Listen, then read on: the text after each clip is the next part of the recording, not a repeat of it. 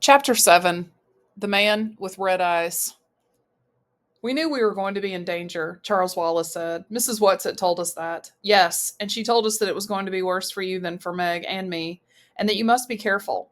You stay right here with Meg, old sport, and let me go in case the joint and then report to you. No, Charles Wallace said firmly. She told us to stay together. She told us not to go off by ourselves.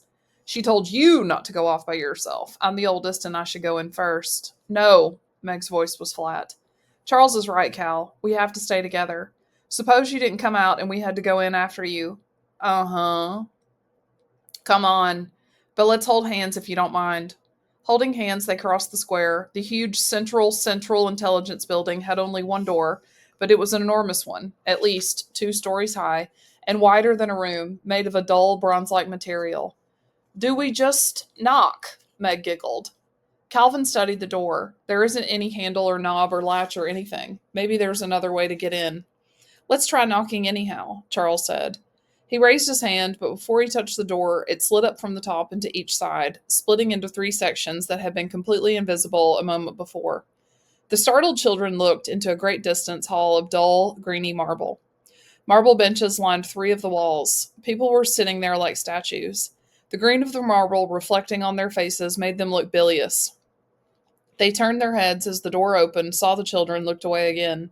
Come on, Charles said, and still holding hands, they stepped in. As they crossed the threshold, the door shut silently behind them. Meg looked at Calvin and Charles, and they, like the waiting people, were a sickly green. The children went up to the blank fourth wall. It seemed unsubstantial, as though one might almost be able to walk through it. Charles put out his hand. It's solid and icy cold. Calvin touched it too. Ugh. Meg's left hand was held by Charles, her right by Calvin, and she had no desire to let go of either of them to touch the wall. Let's ask somebody something. Charles led them over to one of the benches. Could you tell us what's the procedure around here? He asked one of the men. The men all wore nondescript business suits, and though their features were as different one from the other as the features of men on earth, there were also a sameness to them. Like the sameness of people riding in a subway, Meg thought. Only on a subway, every once in a while, there's somebody different, and here there isn't. The man looked at the children warily. The procedure for what? How do we sue whoever's in authority? Charles asked. You present your papers to the A machine. You ought to know that, said the man severely. Where is the A machine? Calvin asked. The man pointed to the blank wall. But there isn't a door or anything, Calvin said. How do we get in? You put your S papers in the B slot, the man said. Why are you asking me these stupid questions? Do you think I don't know the answers? You better not play any games around here or I'll have to go through the process machine again, and you don't want to do that. We're strangers here, Calvin said. That's why we don't know about things. Please tell us, sir, who you are and what you do. I run a number 1 spelling machine on the 2nd grade level. But what are you doing here now? Charles Wallace asked. I am here to report that one of my letters is jamming, and until it can properly be oiled by an F-grade oiler, there is a danger of jammed minds. Strawberry jam or raspberry? Charles Wallace murmured. Calvin looked down at Charles and shook his head warningly. Meg gave the little boy's hand a slight understanding pressure. Charles Wallace, she was quite sure, was not trying to be rude or funny. It was his way of whistling in the dark.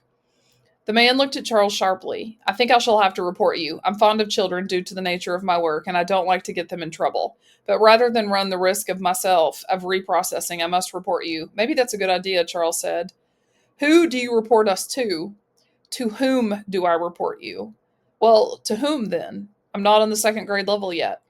I wish he wouldn't act so sure of himself, Meg thought, looking anxiously at Charles and holding his hand more and more tightly until he wriggled his fingers in protest. That's what Mrs. Whatsit said he had to watch, being proud. Don't, please don't, she thought hard at Charles Wallace. She wondered if Calvin realized that a lot of the arrogance was bravado. The man stood up, moving jerkily as though he had been sitting for a long time. I hope he isn't too hard on you, he murmured, as he led the children toward the empty fourth wall. But I've been reprocessed once, and that was more than enough, and I don't want to get sent to IT. To it. I've never been sent to it, and I can't risk having that happen. There was it again. What was this it? The man took from his pocket a folder filled with papers of every color. He shuffled through them carefully, finally withdrawing one. I've had several reports to make lately. I shall have to ask for a requisition for more A21 cards. He took the card and put it against the wall. It slid through the marble, as though it were being sucked in, and disappeared. You may be detained for a few days, the man said, but I'm sure they won't be too hard on you because of your youth. Just relax and don't fight, and it will all be much easier for you. He went back to his seat, leaving the children standing and staring at the blank wall. And suddenly the wall was no longer there, and they were looking into an enormous room lined with machines. They were not unlike the great computing machines Meg had seen in her science book and that she knew her father sometimes worked with. Some did not seem to be in use, and other lights were flickering on and off. In one machine, a long tape was being eaten, in another, a series of dot dashes were being punched. Several white robed attendants were moving about, tending the machines. If they saw the children, they gave no sign. Calvin muttered something. What? Meg asked him. There is nothing to fear except fear itself, Calvin said. I'm quoting, like Mrs. Who, Meg, I'm scared stiff. So am I. Meg held his hand more tightly. Come on.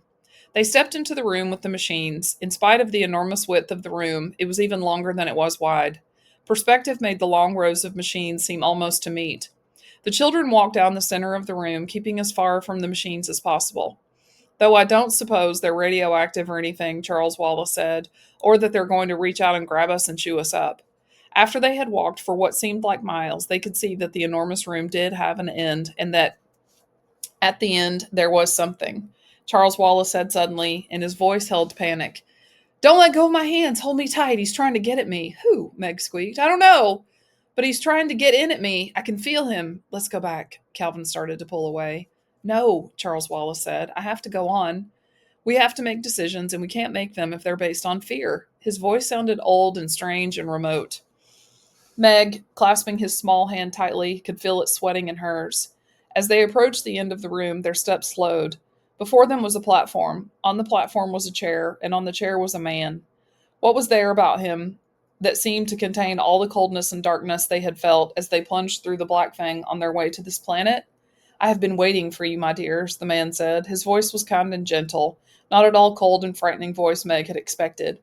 It took her a moment to realize that though the voice came from the man, he had not opened his mouth or moved his lips at all, that no real words had been spoken to fall upon her ears, that he had somehow communicated directly into their brains.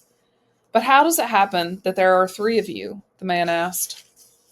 Charles Wallace spoke with harsh boldness, but Meg could feel him trembling. Oh, Calvin just came along for the ride. Oh, he did he? For a moment there was a sharpness to the voice that spoke inside their minds. Then it relaxed and became soothing again. I hope that it has been a pleasant one so far. Very educational, Charles Wallace said. Let Calvin speak for himself, the man ordered. Calvin growled, his lips tight, his body rigid. I have nothing to say. Meg stared at the man in horrified fascination. His eyes were bright and had a reddish glow. Above his head was a light, and it glowed in the same manner as the eyes, pulsing, throbbing in steady rhythm. Charles Wallace shut his eyes tightly. Close your eyes, he said to Meg and Calvin. Don't look at the light. Don't look at his eyes. He'll hypnotize you. Clever, aren't you? Focusing your eyes would, of course, help. The soothing voice went on. But there are other ways, my little man. Oh, yes, there are other ways. If you try it on me, I shall kick you, Charles Wallace said. It was the first time Meg had ever heard Charles Wallace suggesting violence. Oh, will you, indeed, my little man? The thought was tolerant, amused, but four men in the dark smocks appeared and flanked the children. Now, my dears, the words continued, I shall, of course, have no need of recourse to violence, but I thought, perhaps, it would save you the pain if I showed you at once that it would do you no good to try to oppose me. You see, what you will soon realize is there is no need to fight me. Not only is there no need, but you will not have the slightest desire to do so. For why should you wish to fight someone who is here only to save you pain and trouble? For you, as well as for the rest of all the happy, useful people on this planet, I, in my own strength, am willing to assume all the pain, all the responsibility, all the burdens of thought and decision. We will make our own decisions, thank you, Charles Wallace said. But of course, and our decisions will be one, yours and mine. Don't you see how much better, how much easier for you that is? Let me show you. Let us say the multiplication table together. No, Charles Wallace said. Once one is one, once two is two, once three is three. Mary had a little lamb, Charles Wallace shouted. Its fleece was white as snow. Once 4 is 4, once 5 is 5, once 6 is 6, and everywhere that Mary went, the lamb was sure to go. Once 7 is 7, once 8 is 8, once 9 is 9. Peter, Peter, pumpkin eater, had a wife and couldn't keep her. Once 10 is 10, once 11 is 11, once 12 is 12. The number words pounded insistently against Meg's brain. They seemed to be boring their way into her skull. Twice 1 is 2, twice 2 is 4, twice 3 is 6. Calvin's voice came out in an angry shout. 77 years ago, our fathers brought forth on this continent a new nation, conceived in liberty and dedicated to the proposition that all men are created equal. Twice 4 is 8, twice 5 is 10, twice 6 is 12. Father! Meg screamed. Father! The scream, half involuntary, jerked her mind back out of the darkness. The words of the multiplication table seemed to break up into laughter. Splendid, splendid, you have passed your preliminary test with flying colors. You didn't think we were as easy as all that, falling for that old stuff, did you? Charles Wallace demanded. I hoped not. I most sincerely hoped not. But after all, you are very young and very impressionable, and the younger the better, my little man. The younger the better. Meg looked up at the fiery eyes, at the light pulsing above them, and then away. She tried looking at the mouth, at the thin, almost colorless lips, and this was more possible, even though she had to look obliquely, so that she was not sure exactly what the face really looked like, whether it was young or old, cruel or kind, human or alien. If you please, she said, trying to sound calm and brave. The only reason we are here is because we think our father is here. Can you tell us where to find him? Ah, your father. There seemed to be a great chortling of delight. Ah, yes, your father. It is not can I, young lady, but will I? Will you then? That depends on a number of things. Why do you want your father? Didn't you ever have a father yourself? Meg demanded. You don't want him for a reason. You want him because he's your father. Ah, but he hasn't been acting very like a father lately, has he? Abandoning his wife and his 4 little children to go gallivanting off on wild adventures of his own. He was working for the government. He'd never have left us otherwise. Ah, we want to see him, please, right now. My, but the little miss is impatient. Patience, patience, young lady. Meg did not tell the man on the chair that patience was not one of her virtues. And by the way, my children, he continued blandly, you don't need to vocalize verbally with me. I can understand you quite as well as you can understand me. Charles Wallace put his hands on his hips defiantly. The spoken words is one of the triumphs of man, he proclaimed, and I intend to continue using it, particularly with people I don't trust. But his father was shaking. Charles Wallace, who even as an infant had seldom cried, was near tears. And you don't trust me? What reason have you given us to trust you? What cause have I given you for distrust? The thin lips curled slightly. Suddenly, Charles Wallace darted forward and hit the man as hard as he could, which was fairly hard, as he had had a good deal of coaching from the twins. Charles! Meg screamed. The man in dark smocks moved smoothly, but with swiftness to Charles. The man in the chair casually raised one finger, and the men dropped back. Hold it, Calvin whispered, and together he and Meg darted forward and grabbed Charles Wallace, pulling him back from the platform. The man gave a wince, and the thought of his voice was a little breathless, as though Charles Wallace's punch had succeeded in winding him. May I ask why you did that?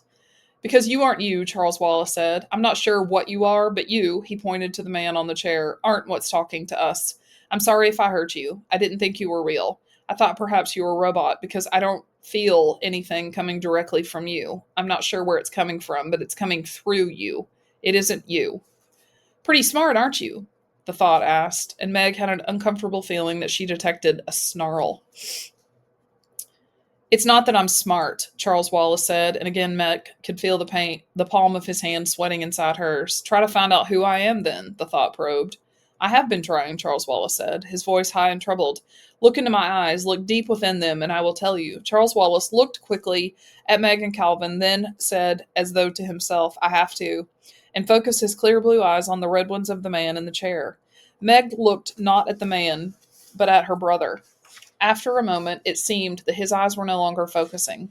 The pupils grew smaller and smaller, as though he were looking into an intensely bright light, until they seemed to close entirely, until his eyes were nothing but an opaque blue. He slipped his hands out of Meg's and Calvin's and started walking slowly toward the man on the chair. No, Meg screamed, no! But Charles Wallace continued his slow walk forward, and she knew that he had not heard her. No, she screamed again and ran after him. With her inefficient flying tackle, she landed on him. She was so much larger than he that he fell sprawling, hitting his head, a sharp crack against the marble floor. She knelt by him, sobbing. After a moment of lying there as though he had been knocked out by the blow, he opened his eyes, shook his head, and sat up. Slowly, the pupils of his eyes dilated until they were back to normal, and the blood came back to his white cheeks. The man on the chair spoke directly into Meg's mind, and now there was a distinct menace to the words. I am not pleased, he said to her. I could very easily lose patience with you, and that, for your information, young lady, would not be good for your father. If you have the slightest desire to see your father again, you had better cooperate. Meg reacted as she sometimes reacted to Mr. Jenkins at school. She scowled down at the ground in a sullen fury. It might help if you gave us something to eat, she complained. We're all starved. If you're going to be horrible to us, you might as well give us full stomachs first. Again, the thoughts coming at her broke into laughter. Isn't she the funny girl, though? It's lucky for you that you amuse me, my dear, or I shouldn't be so easy on you. The boys I find not nearly so diverting. Ah, well, now tell me, young lady, if I feed you, will you stop interfering with me? No, Meg said. Starvation does work wonders, of course, the man told her. I hate to use such primitive methods on you, but of course you realize that you forced them on me. I wouldn't eat your old food anyhow. Meg was still all churned up and angry, as though she were in Mr. Jenkins's office. I wouldn't trust it. Of course, our food, being synthetic, is not superior to your messes of beans and bacon and so forth, but I assure you that it's far more nourishing, and though it has no taste of its own, a slight conditioning is that all is necessary to give you the illusion that you are eating a roast turkey dinner. If I ate now, I'd throw up anyhow, Meg said. Still holding Meg's and Calvin's hands, Charles Wallace stepped forward. Okay, what next? He asked the man on the chair. We've had enough of these preliminaries. Let's get on with it. That's exactly what we're doing, the man said, until your sister interfered by practically giving you a brain concussion. Shall we try again? No, Meg cried. No, Charles, please, let me do it, or Calvin. But it is only the little boy whose neurological system is complex enough. If you tried to conduct the necessary neurons, your brains would explode, and Charles wouldn't? I think not. But there's a possibility. There's always a possibility. Then he mustn't do it. I think you will have to grant him the right to make his own decisions. But Meg, with the dogged tenacity that had so often caused her trouble, continued. You mean Calvin and I can't know who you really are? Oh, no, I didn't say that. You can't know it in the same way, nor is it as important to me to have you know. Ah, here we are. From somewhere in the shadows appeared four more men in dark smocks carrying a table. It was covered with a white cloth like the tables used by room service in hotels, and held a metal hot box containing something that smelled delicious. Something that smelled like a turkey dinner. There's something phony in the whole setup, Meg thought. There is definitely something rotten in the state of Chemomazats. Again, the thought seemed to break into laughter. Of course, it doesn't really smell, but it isn't as good as though it really did.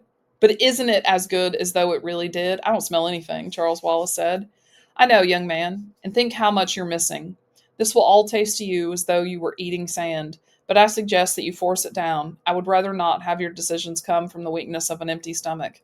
The table was set up in front of them, and the dark smocked men heaped their plates with turkey and dressing, and mashed potatoes and gravy, and little green peas with big yellow blobs of butter melting in them, and cranberries and sweet potatoes topped with gooey browned marshmallows, and olives and celery and rosebud radishes, and Meg felt her stomach rumbling loudly. The saliva came to her mouth. Oh, Jiminy! Calvin mumbled. Chairs appeared, and the four men who had provided the feast slid back into the shadows. Charles Wallace freed his hands from Meg and Calvin and plunked himself down on one of the chairs. Come on, he said. If it's poisoned, it's poisoned, but I don't think it is. Calvin sat down. Meg continued to stand indecisively. Calvin took a bite. He chewed, he swallowed, he looked at Meg. If this isn't real, it's the best imitation you'll ever get. Charles Wallace took a bite, made a face, and spit out his mouthful. It's unfair, he shouted at the man. Laughter again. Go on, little fellow, eat. Meg sighed and sat. I don't think we should eat this stuff, but if you're going to, I'd better too. She took a mouthful. It tastes all right. Try some of mine, Charles. She held out a forkful of turkey. Charles Wallace took it, made another face, but managed to swallow. Still tastes like sand, he said. He looked at the man. Why? You know perfectly well why. You've shut your mind entirely to me. The other two can't. I can get in through the chinks, not all the way in, but enough to give them a turkey dinner. You see, I'm really just a kind of jolly old gentleman. Ha! Charles Wallace said. The man lifted his lips into a smile, and his smile was the most horrible thing Meg had ever seen. Why don't you trust me, Charles? Why don't you trust me enough to come in and find out what I am? I am peace and utter rest. I am freedom from all responsibility. To come into me is the last difficult decision you need ever make. If I come in, can I get out again? Charles Wallace asked. But of course, if you want to, but I don't think you will want to. If I come, not to stay, you understand, just to find out about you, will you tell us where father is? Yes, that is a promise, and I don't make promises lightly. Can I speak to Meg and Calvin alone without your listening in? No. Charles shrugged. Listen, he said to Meg and Calvin, I have to find out what he really is. You know that. I'm going to try to hold back. I'm going to try to keep part of myself out. You mustn't stop me this time, Meg. But you won't be able to, Charles. He's stronger than you are. You know that. I have to try. But Mrs. Whatsit warned you. I have to try. For father, Meg. Please. I want to know my father. For a moment his lips trembled. Then he was back in control. But it isn't only father, Meg. You know that now. It's the black thing. We have to do what Mrs. Witch sent us to do. Calvin, Meg begged, but Calvin shook his head. He's right, Meg, and we'll be with him, no matter what happens. But what's going to happen? Meg cried. Charles Wallace looked up at the man. Okay, he said, let's go. Now the red eyes and the light above seemed to bore into Charles, and again the pupils of the little boy's eyes contracted. When the final point of black was lost in blue, he turned away from the red eyes, looked at Meg, and smiled sweetly, but the smile was not Charles Wallace's smile. Come on, Meg. Eat this delicious food that has been prepared for us, he said. Meg snatched Charles Wallace's plate and threw it on the floor so that the dinner splashed about and the plate broke into fragments. No, she cried, her voice rising shrilly. No, no, no. From the shadows came one of the dark smocked men and put another plate in front of Charles Wallace, and he began to eat eagerly. What's wrong, Meg? Charles Wallace asked. Why are you being so belligerent and uncooperative? The voice was Charles Wallace's voice, and yet it was different too. Somehow flattened out, almost as a voice might have sounded on the two-dimensional planet. Meg grabbed wildly at Calvin, shrieking, This isn't Charles! Charles is gone!